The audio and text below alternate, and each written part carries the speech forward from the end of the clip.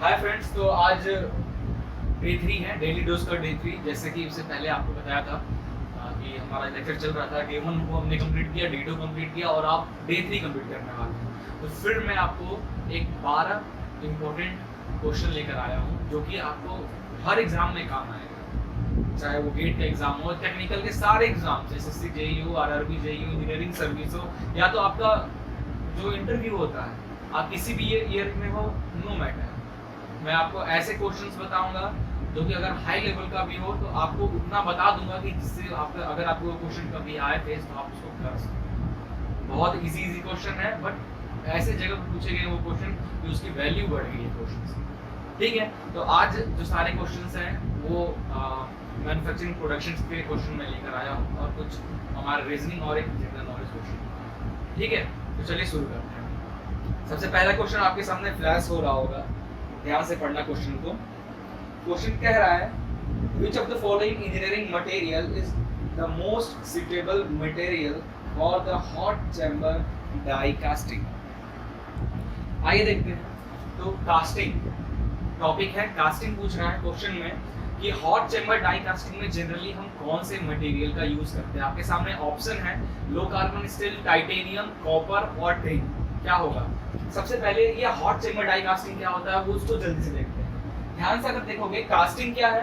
किसी भी ऑब्जेक्ट को कास्ट करना है, सिंगल पार्ट में किसी भी ऑब्जेक्ट को कास्ट करना है तो हम कोप एंड ड्रैग का हेल्प लेते हैं, एक मोल्ड रेडी करते हैं सैंड से। सैंड एक मोल्ड रहता है, बॉक्स रहता है, बॉक्स में हम सैंड भरते हैं और बीच में कैविटी जनरेट करते हैं।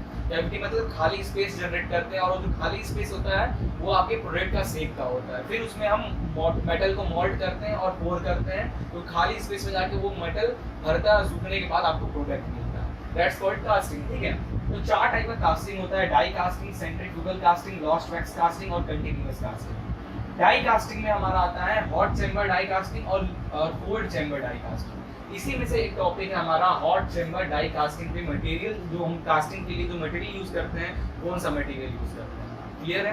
कास्टिंग के बारे में और डिटेल में पढ़ना तो ऊपर आई बटन में मेरी वीडियोस आ रही होंगी, जबकि मैं कास्टिंग की काफी डिटेल में आप डिस्कस किया हूँ, अब तो वहाँ पे देख सकते हो। तो क्या होता है हॉट चेम्बर डाई कास्टिंग? सबसे पहले ये देखते हैं हॉट चेम्बर डाई कास्टिंग में क्या होता है। एक चैम्बर होता है, चैम्बर में ये हीट है, ठीक है, ये हीट आ रहा है और इसी चैम्बर में मेटल रखा हो, मेटल हीट के कारण क्या हो रहा है, मेल्ट हो गया और उसी मेटल एक नेक, गूस नेक, पिस्टन और सिलेंडर पिस्टन का अरेंजमेंट क्या होता है, हमारे जो मोल्टन मेटल है उसमें डिप रहता है। मोल्टन मेटल में हमारा ये सिलेंडर पिस्टन का डिप रहता है और ये फिर इसमें पिस्टन लगा, जैसे हम पिस्टन को नीचे प्रेस करते हैं तो इसमें होल रहता है। जितने हमारे मोल्टन मेटल इस पाइप में, ये सारे कहाँ आते हैं, ये मोल्ड में आते हैं। ये है मोल्ड बॉक्स, मोल्ड बॉक्स। ठीक है, सैंड है, इसमें हमारा जो कैविटी बना हुआ है, इस कैविटी में हाई प्रेशराइज से जाकर फिल हो जाता है और कुछ देर बाद ठंडा होने के बाद हमारा जब इस बॉक्स को तोड़ेंगे मिट्टी का जो अंदर सैंड टूटेगा तो हमारा जो प्रोडक्ट निकलेगा इससे। ठीक है, तो ये होता है हॉट चेम्बर डाई कास्टिंग, क्योंकि ये जो मोल्टन मेटल है इसी में हमारा जो सिलेंडर पिस्टन का अरेंजमेंट वो डिप है। But cold chamber die casting में क्या होता है, हमारा ये है, तो ये मोल्ड है, हमारा जो मोल्टन मेटल में हमारा पिस्टन सिलेंडर डिप नहीं है। मोल्टन मेटल हम ऊपर से डाल रहे हैं, जब यहाँ पे मोल्टन मेटल भर जा रहा है तो फिर हम अपने पिस्टन से इसको प्रेस कर रहे हैं तो ये इस डाई में आ जाता है। क्लियर है? तो जो हम मेटल का यूज करते हैं generally hot chamber die casting में, जो हम लो मेल्टिंग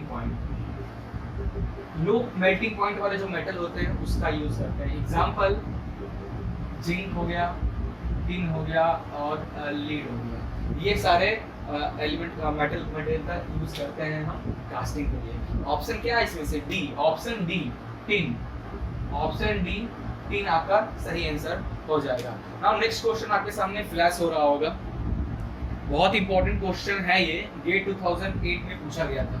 बहुत आसान क्वेश्चन है, थोड़ा सा आपको जानना है। Why cooling a cubical casting of side 40 mm, cube है, ठीक है, तो सारे साइड सेम होंगे। ठीक है, 40 mm का साइज है।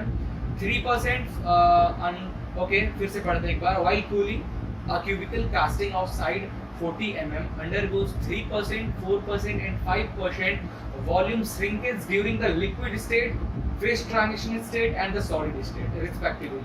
The volume of the metal compensated from the riser is, question बहुत आसान है, ऑप्शन आपका है 2%, 7%, 8%, 9%। तो जैसे कि हम जानते हैं ये हमारा हो गया मोल्ड बॉक्स, नीचे वाले को हम कहते हैं ड्रैग बॉक्स, ठीक है, ऊपर वाला जो बॉक्स होता है उसे हम कहते हैं कोब।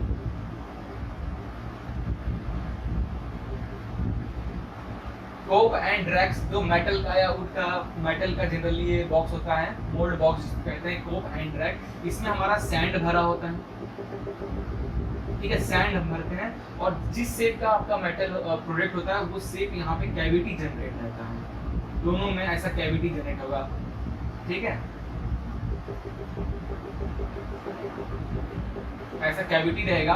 और इसमें कहाँ से हमारा मेटल आएगा, ये ऊपर तक ऐसा एक हम स्पेस बनाएंगे जिसको हम कहते हैं रनर, जहाँ से हम मॉल्टेन मेटल को हम पोर करते हैं। फिर मॉल्टेन मेटल क्या होता है हमारा, इस कैविटी में आकर, मॉल्टेन मेटल इस कैविटी में आके स्पेस ले लेता है, भर जाता है और उसके बाद धीरे धीरे ठंडा होने लगता है, ठीक है। तो ध्यान दो कि सैंड है, सैंड में जैसे ही गर्म मेटल जैसे टकराएगा तो टच होगा, ये कम टेम्परेचर का सैंड है, ठीक है। इसमें कुछ मॉइस्चर भी है, जो सैंड जो बनाते हैं, प्रिपरेशन करते हैं मोल्ड बॉक्स में जो सैंड के लिए, तो 5% वाटर, 2% क्ले, ऐसे और भी क्या नाम है, ग्राइंडर्स वगैरह डालकर, बिल्डर्स ये सब डालकर रेडी करते हैं। तो मॉइस्चर तो है, तो जैसे गर्म पानी पे डालोगे तो क्या होगा, भाप बनने लगेगा, वेपर होने लगेगा, यहाँ भी वैसे ही वेपर होने लगता है। तो क्वेश्चन ये कह रहा है कि जब ये मेटल हम डाल देंगे तो जब सॉलिडिफिकेशन होता है, जब हमारा ये सॉलिड, ये जो मॉल्टेन मेटल है ठंडा होगा तो सॉलिड होने लगेगा। सॉलिड होने से क्या होता है, कभी कभी हमारा एक एलोवेंसेस है, श्रिंकेज एलोवेंसेस हम बोलते हैं, एक एलोवेंसेस आता है और ये जनरली होता है कि आपका जो इस स्पेस में जो भी मॉल्टेन मेटल फिल हो वो थोड़ा श्रिंक होता है, ठीक है। वो कब श्रिंक होता है, जैसे वो सॉलिड स्टेट, क्या क्या ऑप्शन है, लिक्विड स्टेट, लिक्विड स्टेट में जब होगा, ठीक है, तो थोड़ा सा श्रिंक होगा, ठीक है। उसके बाद लिक्विड स्टेज के बाद ऑप्शन आपका अगला दिया हुआ है फेस ट्रांजिशन,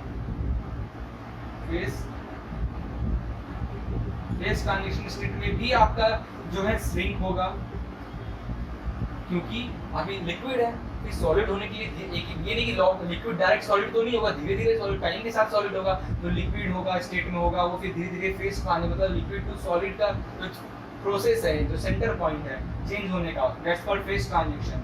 उस टाइम भी क्या होगा कि थोड़ा श्रिंक होगा, आपका जो प्रोडक्ट है थोड़ा श्रिंक होगा, मतलब थोड़ा छोटा होगा, वॉल्यूम कम होगी, इसकी श्रिंक होगी। अभी जब वो सॉलिड स्टेट में बंद हो जाएगा तब श्रिंकेज नहीं होगा, ओके। तो परसेंटेज दिया हुआ लिक्विड स्टेट में जो श्रिंकेज दिया हुआ वो दिया है 3% और फेस ट्रांजिशन में दिया है 4% और सॉलिड में दिया है आपका 5%। तो सॉलिड में तो श्रिंकेज होगा नहीं, श्रिंकेज होगा लिक्विड स्टेज और फेस ट्रांजिशन स्टेज में।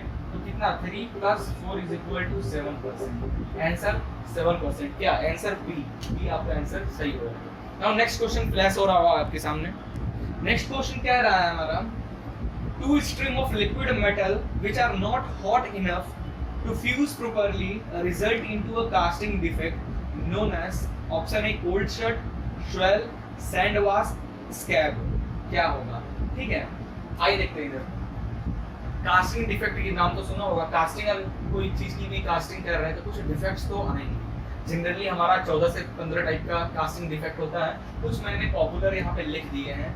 Blow holes, shrinkage, porosity, hot tears, core shift, cold shut, ये सब क्या है कास्टिंग के डिफेक्ट्स है। और जो ऑप्शन में आपका दिया हुआ है स्वेल, सैंड वाश, स्कैब, ये सब भी हमारा कास्टिंग के डिफेक्ट्स हैं। तो कह रहा है कि अगर फिर क्या ये होता कैसे है, ये आपका मोल्ड बॉक्स है, ठीक है, ये आपका मोल्ड बॉक्स हो गया।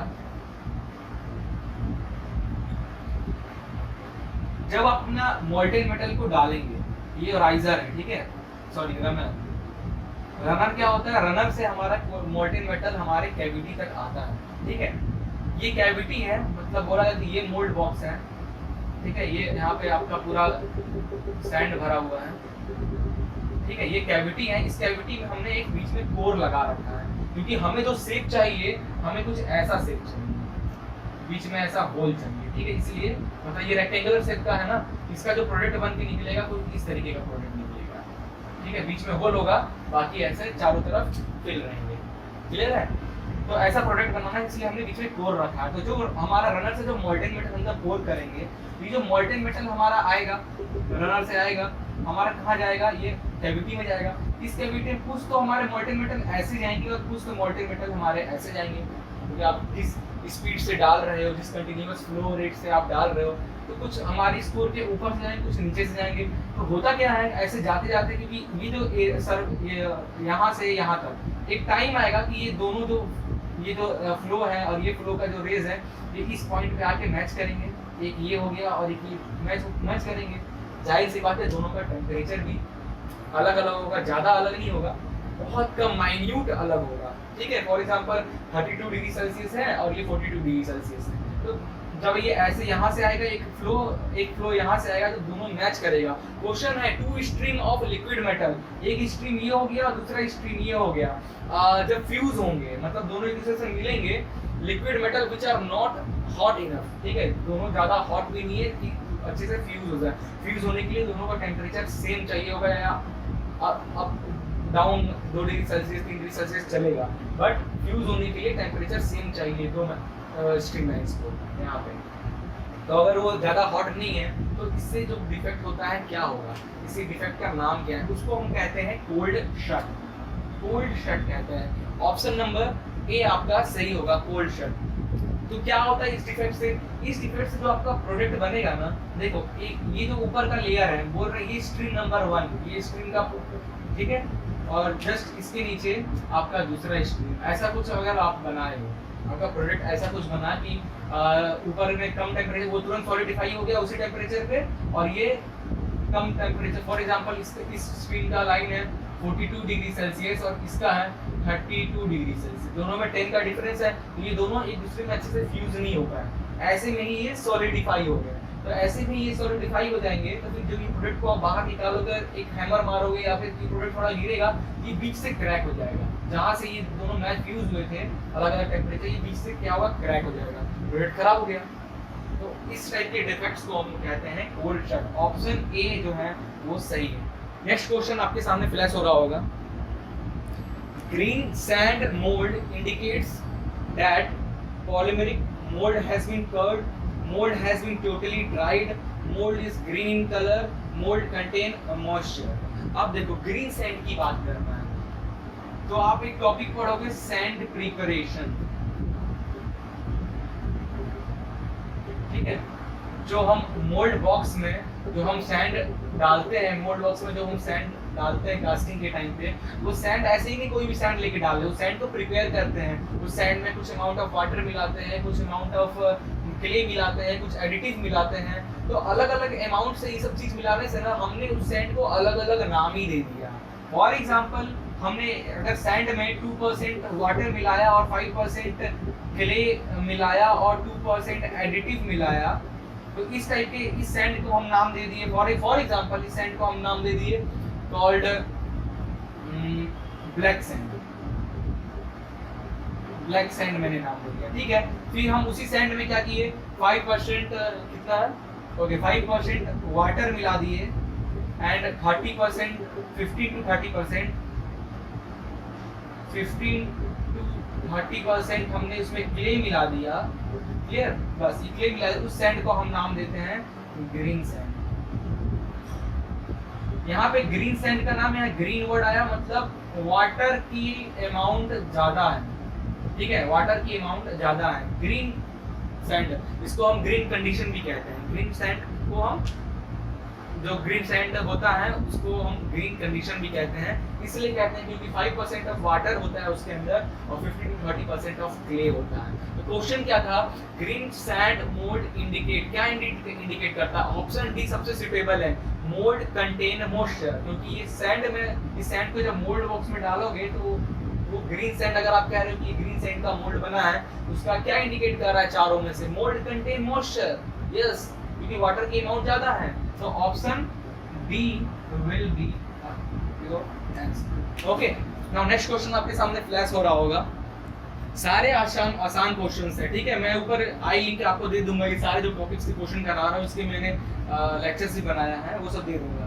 क्वेश्चन है, the chief advantages of die casting is, पहला ऑप्शन है possibility of incorporation thick section in small casting, ऐसा तो कुछ होता ही नहीं है। Casting of insert is possible, while tolerance are possible, high production rate are possible. Okay, तो ध्यान दो अभी इधर। कास्टिंग कह रहा है कि कास्टिंग क्यों करते हैं, और भी प्रोसेस है कोई भी प्रोडक्ट डेवलप करने का। कास्टिंग हम क्यों करते हैं, जनरली 2-3 आपको मैं बता रहा हूँ। कास्टिंग हम इसलिए करते हैं क्योंकि हमें प्रोडक्ट एक ही शेप में बनाना पड़ता है, एक ही पार्ट में हमें अगर कोई प्रोडक्ट बनाना है तो हम कास्टिंग से करते हैं। किसी भी बड़े मशीन का जो बेस वाला पार्ट होता है उसको हम कास्टिंग से बनाते हैं ताकि वो ज़्यादा स्ट्रॉन्ग रहे, ठीक है, स्ट्रेंथ ज़्यादा रहती है उसकी। और अगर आपको डायमेंशन टॉलरेंस चाहिए तो हाँ, कास्टिंग आपको डायमेंशन भी अच्छा देता है। अगर आपको जो भी डायमेंशन चाहिए तो उस डायमेंशन का मैक्सिमम टॉलरेंस, कम टॉलरेंस लेकर आपको अच्छा डायलर। तो ऑप्शन सी जो है वाइल टॉलरेंस आर पॉसिबल, ये सही है, इसमें ये ऑप्शन भी सही है। ऑप्शन डी है high production rate are possible. Casting हम करते ही क्यों है, जब भी आप कास्टिंग पढ़ेंगे तो एक वर्ड आप हमेशा बोलेंगे कि हाई प्रोडक्शन रेट बढ़ाने के लिए कास्टिंग करते हैं। एक ही बार में हम 10-15 प्रोडक्ट ऐसे बना लेंगे। तो इसमें से सबसे अच्छा क्या लग रहा है, तो टॉलरेंस तो देता है, टॉलरेंस और भी जो है वो सब भी टॉलरेंस देते हैं। और जो प्रोसेस है, मशीनिंग प्रोसेस, ग्राइंडिंग प्रोसेस, ये सब हो गया, वेल्डिंग प्रोसेस, ये सबसे भी प्रोडक्ट हमारे बनते हैं। बट अगर आप यहाँ पे ऑप्शन देखो, टॉलरेंस की बात किया जाए तो वो ज़्यादा अच्छा टॉलरेंस देते हैं एज कम्पेयर टू कास्टिंग पे। यहाँ पे सबसे अच्छा ऑप्शन है D, high production rate are possible. Option D is your answer, high production rate.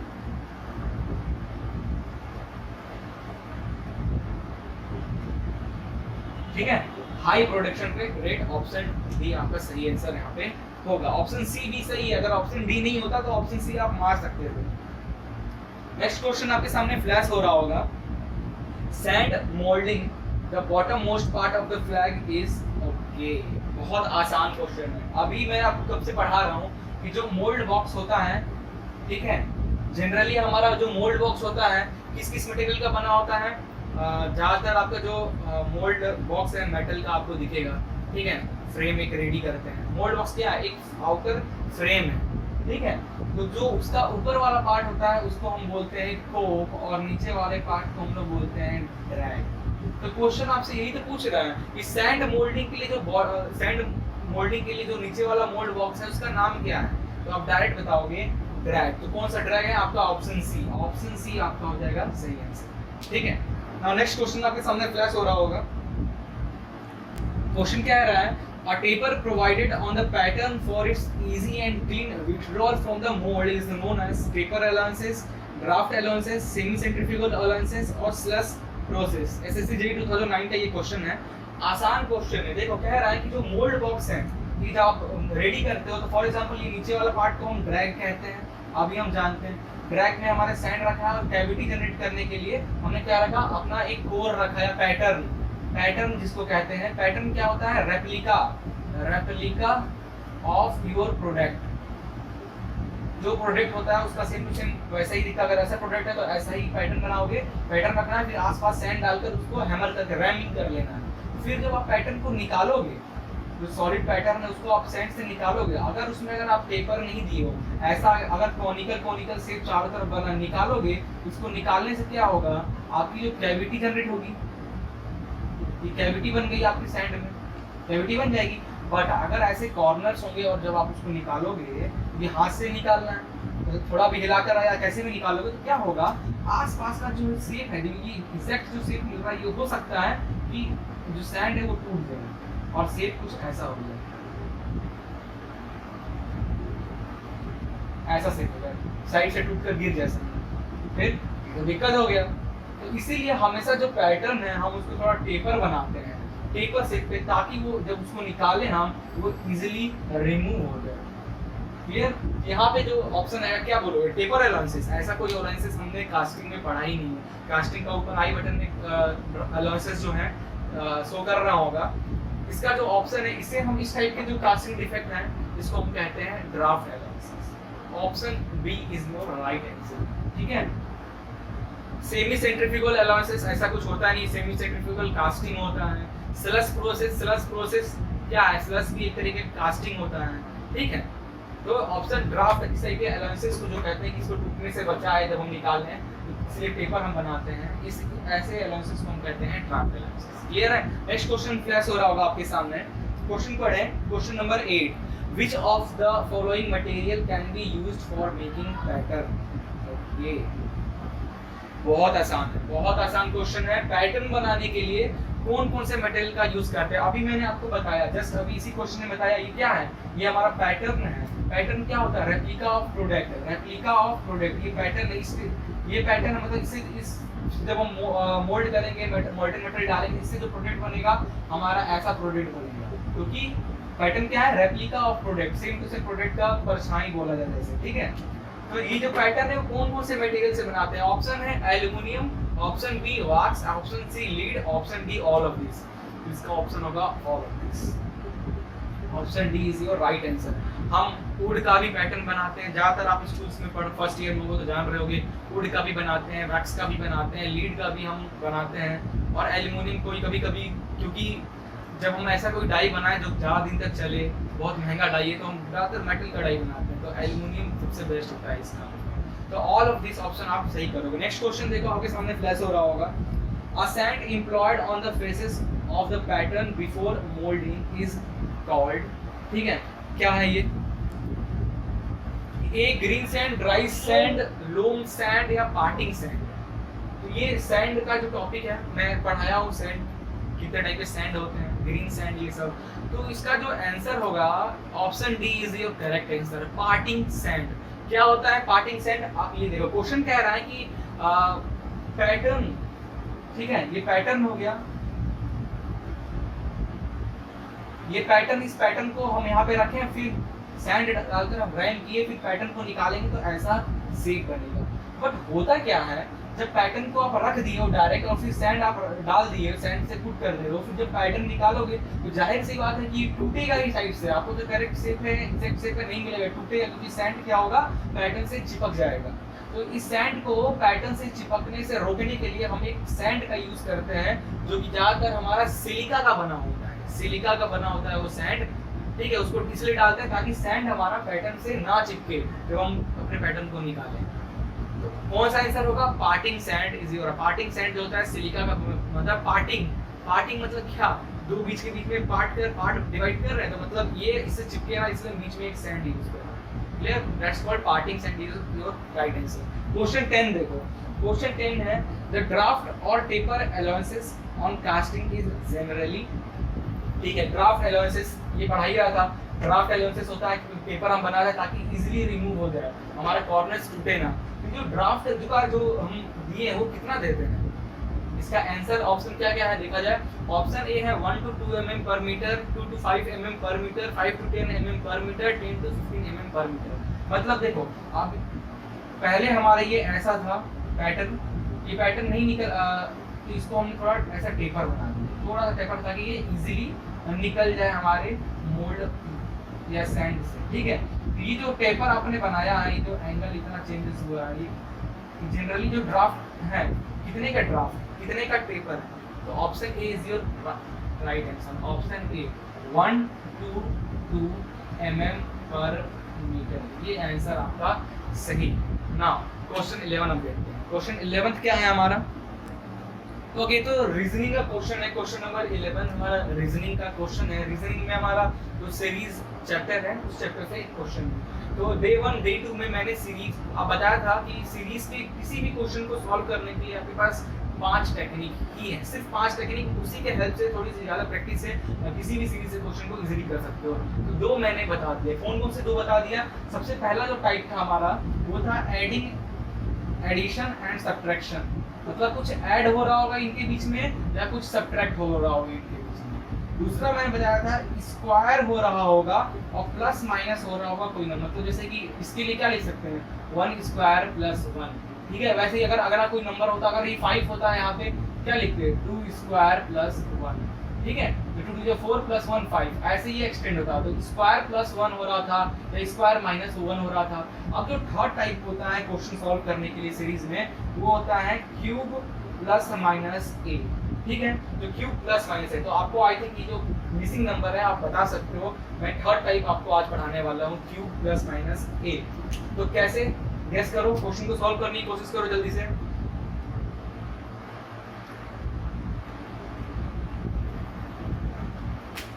बना आंसर आ गया, कितना आया आंसर? इसका जो आंसर होगा वो हो जाएगा आपका 217 इसका आंसर होगा। जिनका आ गया अच्छी बात है, जिनको नहीं आया बताता हूँ कैसे। 2 को हम क्या लिख सकते हैं? 1 का क्यूब प्लस 1 लिख सकते हैं। 9 को हम क्या लिख सकते हैं? 2 का क्यूब प्लस 1। 28 को क्या लिख सकते हैं? 3 का क्यूब प्लस 1। 3 3 9, 9 3 27, 27 प्लस 1 28। इसको क्या लिख सकते हैं? 4 का क्यूब प्लस 1। इसको क्या लिख सकते हैं? 5 का क्यूब प्लस 1। फिर जो हमारा मिसिंग नंबर हो क्या होगा? 1 का क्यूब 2 3 4 5 ऐसे चल रहा है। ये जो होगा क्या होगा? 6 का क्यूब प्लस 1 दैट्स कॉल्ड 217। आपका आंसर हो जाएगा। ऐसे ही और क्वेश्चन देंगे आपको, जरूरी नहीं है कि 1 2 3 ये क्यूब तो चलेंगे आपका, क्यूब तो ऐसे ही चलेगा। क्यूब प्लस माइनस ए में क्यूब तो ऐसे हो सकता है कभी जो होगा वो आपको माइनस का साइन आओ, इनके बीच में जो वैल्यू लिखा हो 2 का स्क्वायर -1 हो, 3 का स्क्वायर -1 हो, ऐसा। जैसा भी +1 का है -1 का भी हो सकता है, और जरूरी नहीं है +1 और -1 ही हो। +2 +8 +9 +10 -8 -6 इस टाइप के हो सकते हैं। तो क्वेश्चन को आपको इस टाइप के खूब सारे क्वेश्चन को प्रैक्टिस करो। मैं एक क्वेश्चन बता दिया हूँ टेक्निक, और भी क्वेश्चन आपको मिल जाएंगे, प्रैक्टिस करो। नाउ नेक्स्ट और लास्ट क्वेश्चन है जीके का, आइए देखते हैं। तो जीके का जो क्वेश्चन है 12th क्वेश्चन और हमारा लास्ट आज का क्वेश्चन है कि who is the executive head of a state. State का एग्जीक्यूटिव हेड कौन होता है? सीएम, गवर्नर, प्रेसिडेंट या प्राइम मिनिस्टर? बताओ ऑप्शन क्या होगा? ज्यादातर लोग इसका आंसर सीएम कहते हैं, ठीक है, अगर थोड़ा बहुत आधी नॉलेज उसको कहते हैं ना, बट ऑप्शन गलत है। इसका आंसर होगा गवर्नर। क्लियर? स्टेट का एग्जीक्यूटिव हेड कौन होता है? गवर्नर होता है। और पूरे अगर इंडिया की बात करें तो इंडिया का एग्जीक्यूटिव हेड कौन होता है? That's called president. President India का एग्जीक्यूटिव हेड होता है, ठीक है। और स्टेट का एग्जीक्यूटिव हेड गवर्नर होता है। बोलते हैं हम स्टेट का भाई सीएम है हमारा स्टेट का तो उसका होना चाहिए, नहीं। गवर्नर का पावर सीएम के पावर से बहुत ज्यादा होता है, बिकॉज सेंट्रल से डायरेक्ट सेंट्रल गवर्नमेंट से ये अपॉइंट होता है, ठीक है, ना कि एग्जीक्यूट किया जाता है इसको। सेंट्रल मतलब प्रेसिडेंट ही डायरेक्ट इसको आपकी स्टेट के लिए डायरेक्ट ही बना कर भेजता है, और सीएम क्या होते हैं? इलेक्ट होते हैं उस स्टेट के लिए। तो बड़ा कौन हुआ? गवर्नर ही हुआ। और कहेंगे कि ऐसा क्यों होता है? तो कॉन्स्टिट्यूशन जो हमारा बना था उसमें ये ऑलरेडी मेंशन किया गया था कि भाई अगर स्टेट का कोई एग्जीक्यूटिव हेड की बात किया जाए तो वो गवर्नर होगा, और अपने इंडिया का एग्जीक्यूटिव हेड जो होगा वो प्रेसिडेंट होगा। और प्रेसिडेंट ही डायरेक्ट अपॉइंट करेगा किसी भी गवर्नर को किसी भी स्टेट, और that is the head of the executive state. Clear है? तो काफ़ी अच्छा क्वेश्चन था ये। तो नेक्स्ट क्वेश्चन में आपको नेक्स्ट डे में हम मिलेंगे आपसे और भी अच्छे इंपॉर्टेंट क्वेश्चन लेके। हर जगह एक बेसिक्स नॉलेज आप रखो, ये सब चीज़ आसान है, और एज ए मैकेनिकल इंजीनियर आपको ये सब चीज़ आती है। क्लियर है? तो ऐसे ही रोज 12-12 क्वेश्चन मैं आपको नए नए बताते जाऊँ। Thank you.